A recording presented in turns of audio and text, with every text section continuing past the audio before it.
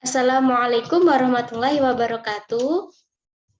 Hari ini kita akan mempelajari lanjutan dari bab sebelumnya, yaitu mengenai struktur dan fungsi tumbuhan.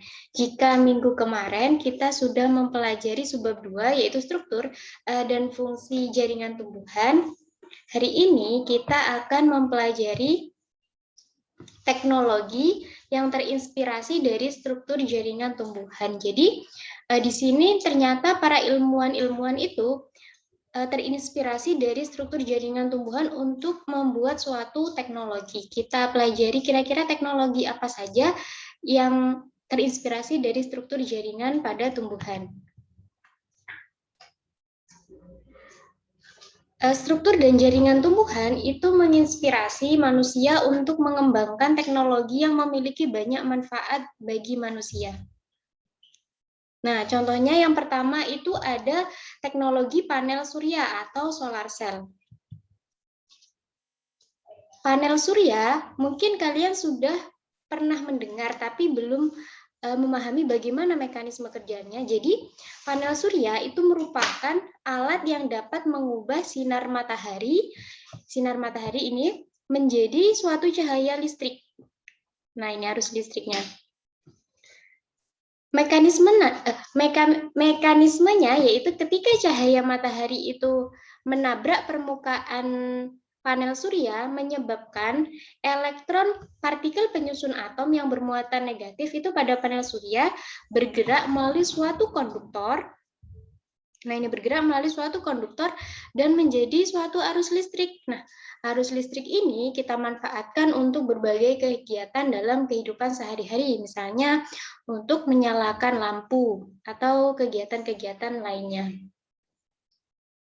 Ilmuwan terinspirasi panel surya ini ternyata dari struktur dan jaringan pada tumbuhan, yaitu dalam mekanisme fotosintesis. Nah, pada proses fotosintesis kemarin kan kita sudah mempelajari bahwasanya dalam reaksi fotosintesis itu dibutuhkan adanya cahaya dan zat hijau yang ada pada daun yang disebut dengan klorofil. Nah, melalui fotosintesis ini dihasilkan oksigen dan glukosa C6H12O6. Mekanismenya yaitu saat daun terkena sinar matahari, jadi ketika cahaya matahari ini mengenai daun, maka klorofil ini akan menyerap energi cahaya. Nah, akibatnya elektron pada kompleks klorofil itu akan bergerak melalui suatu saluran dan menyebabkan muatan positif ikut bergerak. Nah, muatan positif ini selanjutnya bergerak menuju kompleks enzim yang berfungsi menghasilkan energi kimia berupa ATP dan NADPH. Nah, energi ATP dan NADPH ini selanjutnya akan digunakan untuk mengubah CO2 menjadi glukosa. Jadi ini, di gambar ini ya, cahaya matahari mengenai permukaan daun yang terdapat klorofil. Kemudian klorofil ini menyerap energi cahaya yang selanjutnya akan membuat elektronnya itu bergerak sehingga menghasilkan ATP dan NADPH. Nah, ATP dan NADPH ini akan digunakan untuk mengubah CO2 menjadi glukosa. Jadi mekanismenya itu sama. Kalau di panel surya, ketika cahaya matahari mengenai panel surya, elektronnya akan bergerak sehingga menghasilkan arus listrik. Sama seperti di mekanisme fotosintesis, ketika cahaya matahari mengenai daun, maka akan menyebabkan elektron itu bergerak sehingga nantinya akan dihasilkan O2 dan glukosa. Ini merupakan salah satu teknologi yang dibuat oleh manusia yang terinspirasi dari struktur dan jaringan fungsi pada tumbuhan. Selanjutnya, teknologi yang kedua ada sensor cahaya. Nah, mungkin kalian sering atau tahu beberapa penerangan jalan itu memiliki lampu yang ketika menjelang malam itu hidup, namun ketika menjelang pagi lampunya itu mati sendiri tanpa dilakukan mematikan atau menghidupkan secara manual. Nah, kenapa kok ini bisa terjadi? Kenapa bisa menyala dan mati sendiri? Ternyata itu ada sensor cahaya yang disebut dengan fotoresistor atau light dependent resistor LDR. Nah, fotoresistor ini itu mampu mendeteksi ada dan tidak adanya cahaya di lingkungan sekitar. Fotoresistor ini merupakan resistor atau hambatan listrik yang dapat diubah nilai hambatannya melalui penyinaran cahaya. Nah, hambatan listrik dari fotoresistor ini akan berkurang jika terkena cahaya. Dengan kata lain, jika terdapat cahaya, alat ini itu mampu menghantarkan listrik. Nah, ini lampu jalanan ya. Kemudian di sini tuh ada sensornya, sensor cahaya yang ini itu namanya light dependent resistor atau LDR. Saat menjelang pagi, itu sinar mataharinya itu akan mengenai fotoresistor, menyebabkan listrik mengalir menuju saklar. Nah, aktifnya saklar ini malah akan mematikan aliran listrik utama, sehingga lampu penerangan jalannya itu menjadi mati. Kemudian saat menjelang malam, aliran listrik ini tidak dapat mengalir melalui fotoresistor ini, sehingga tidak ada aliran listrik yang mengalir menuju saklar. Akibatnya saklar berada dalam kondisi on, sehingga lampu penerangannya itu menyala.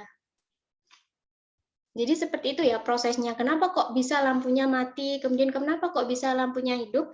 Itu karena adanya sensor cahaya ini, itu berupa fotoresistor.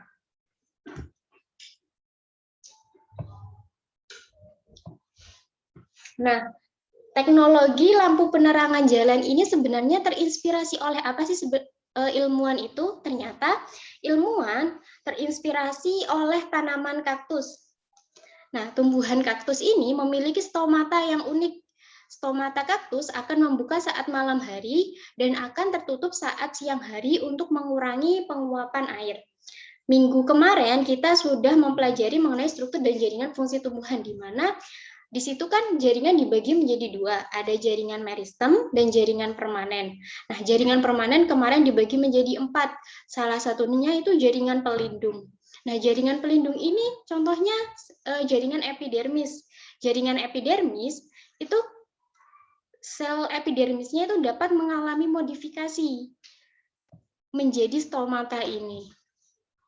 Harus diingat kembali ya pelajaran pada minggu kemarin. Asal stomata ini dari apa? Stomata ini merupakan modifikasi dari sel-sel epidermis. Ternyata tumbuhan kaktus ini memiliki stomata yang unik, yaitu yang berfungsi untuk mengurangi penguapan air. Nah, proses membuka dan menutupnya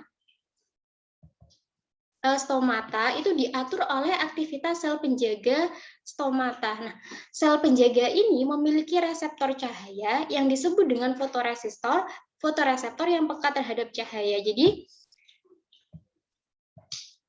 nah di sel ini stomata, kegiatan membuka dan menutupnya itu diatur oleh aktivitas sel penjaganya ini. Ketika siang hari, kan matahari itu sangat terik ya ketika siang hari. Nah, fotoreseptor pada sel penjaga itu akan menangkap cahaya dan menyebabkan air dalam sel penjaga itu dipompa keluar dengan bantuan ion-ion. Akibatnya, sel penjaga itu akan mengecil dan lubang stomatanya itu tertutup. Jadi, pada siang hari, sel stomata itu akan tertutup, bukan membuka, berbeda dengan stomata pada tumbuhan lainnya. Kemudian pada malam hari, saat malam hari, air dipompa lagi masuk ke dalam sel penjaga dengan bantuan ion-ion, sehingga sel penjaga menjadi lebih besar, akibatnya stomata itu menjadi terbuka. Nah ini, stomata membuka pada malam hari, kemudian menutup pada siang hari. Fungsinya apa? Yaitu untuk mengurangi penguapan air, karena kaktus ini tumbuh di gurun yang kering. Jadi agar air yang keluar tidak terlalu banyak, maka stomata ini akan menutup pada siang hari. Selanjutnya kita akan mempelajari teknologi yang terakhir, yaitu lapisan pelindung dan ini merupakan teknologi yang ketiga, yaitu lapisan pelindung dan pengilap. Kalian mungkin pernah melihat daun talas dan daun teratai.